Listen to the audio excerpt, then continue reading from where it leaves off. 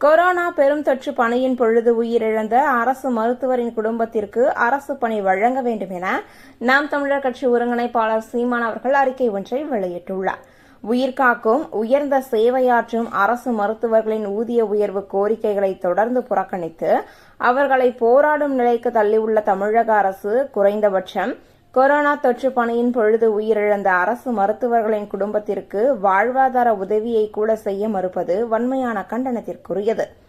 Corona பெருந்தொற்று காலம் முதல் தற்பொழுது டெங்கு தொற்று காலம் வரை தம் உயிரை பொருட்படுத்தாது மக்கள் உயிர்காக்க முன்கள வீரர்களாக முனைப்புடன் கடமையாற்றி வருபவர்கள் அரசு மருத்துவர்கள். மற்ற மாநிலங்களை விட தமிழ்நாட்டில் நோய் தொற்று பரவல் விரைந்து கட்டுக்குள் வர அரசு மருத்துவர்களின் அறப்பணிமிக்க கடின உழைப்பே முதன்மையான காரணமாகும். தமிழ்நாட்டின் 18,000 அரசு மருத்துவர்கள்தான் கோடிக்கணக்கான ஏழை எளிய தமிழக மக்களின் நல்வாழ்விற்கு ஆணிவேராக உள்ளனர்.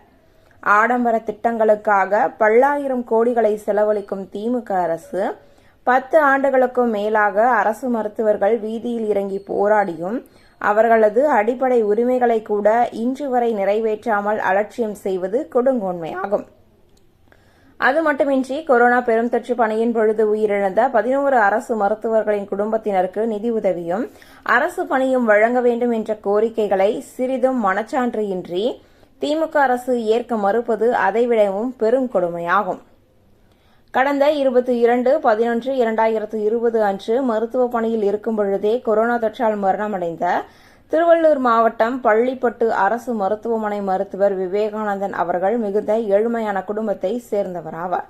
அவருடைய மனைவி திவ்யாவிற்கு கருணை அடிப்படையில் அரசு பணி கேட்டு பலமுறை முறையிட்டும் திமுக அரசு அவரை கோரிக்கைக்கு இன்று வரை செவிமடுக்கவில்லை.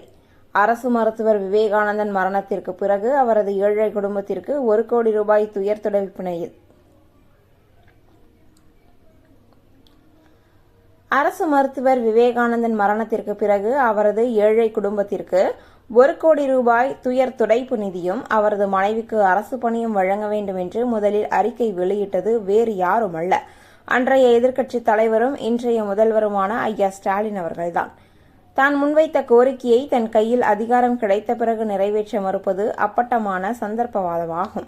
எதிர்க்கட்சித் தலைவராக இருக்கும் பொழுது தங்கை திவ்யாவிற்காக முதலை கண்ணீர் சிந்திய ஐயா ஸ்டாலின் அவர்கள் முதல்வரான பிறகு கோரிக்கை பெட்டியை சாவியோடு தொலைத்து விடுவதற்கு பெயர்தான் திராவிட மாடல். தங்கை திவ்யா தன்னுடைய பச்சிலம் குழந்தைகளோடு மக்கள் நல்வாழ்வுத்துறை அமைச்சர் மா சுப்பிரமணியன் அவர்களை பலமுறை சந்தித்து மன்றாடியும் இன்று வரை எந்த உதவியும் கிடைக்கவில்லை. தங்கை திவ்யாவிற்காக அரசு மருத்துவர்களுக்கான சட்ட போராட்ட குழு போராட்டங்களை முன்னெடுத்தும் திமுக அரசு அதனை கண்டுகொள்ளவில்லை.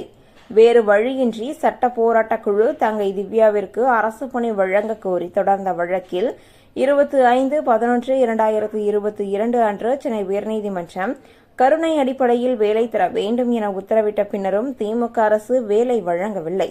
இதுவாகவே கொரோனா பெரும் தொற்று பணியின் பொழுது உயிரிழந்த அரசு மருத்துவரின் குடும்பத்திற்கு அரசு பணி வழங்க வேண்டும் என்று தமிழ்நாடு அரசை நாம் தமிழர் கட்சி சார்பாக வலியுறுத்துகிறேன் என்று குறிப்பிட்டுள்ளார்.